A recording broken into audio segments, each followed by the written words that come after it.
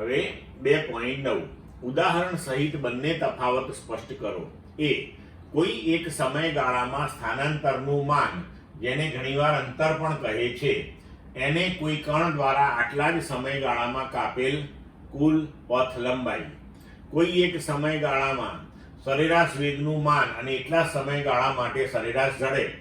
આપેલ સમયગાળા માટે કણની સરેરાશ ઝડપને કુલ પથ લંબાઈ અને સમયગાળાના ગુણોત્તર વડે વ્યાખ્યાયિત કરવામાં આવે છે. એ અને બી બંને માટે દર્શાવો કે બીજી રાશિ પ્રથમ રાશિ કરતાં મોટી કે તેના જેટલી જ છે. સમાનતાનું ચિહ્ન ક્યારે સાચું હશે? સરળતા માટે ગતિને એક પારિમાણિક ગતિ લો. હવે આગળ વધીએ આપણે.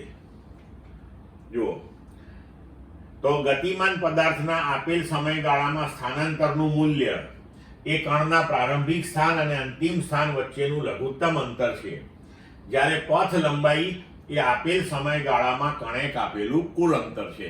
તો આપણે આ સ્થાનાંતર અને પથ લંબાઈ આ થિયરીની અંદર આ વ્યાખ્યા ભણી ગયા હતા. હવે ધારો કે અહીંયા આપણે કોઈ પદાર્થ t સમયમાં a થી b પર ગતિ કરીને જાય, તો આ માટે સ્થાનાંતર a થી b થયું, પથ લંબાઈ પણ a થી b થઈ. તો આ કેસની અંદર સ્થાનાંતર અને પથ લંબાઈ સમાન થઈ ગઈ. હવે જો સ્થાનાંતર અને પથ લંબાઈ સમાન થાય તો સરેરાશ વેગ અને સરેરાશ ઝડપ પણ સમાન થશે. પણ હવે ધારો કે આપણે પદાર્થ a થી b પરથી c સુધીની ગતિ t સમયમાં કરી એવું વિચારી લઈએ, તો આ ગતિ માટે સ્થાનાંતર કેટલું થશે? તો કે a થી c સુધીનું. બરોબર? તો a થી b ગયો અને b થી c પાછો આવ્યો, તો અંતિમ સ્થાન c અને પ્રારંભિક a, તો સ્થાનાંતર થશે ac. પણ પથ લંબાઈ કેટલી થશે? તો કે ab વત્તા bc.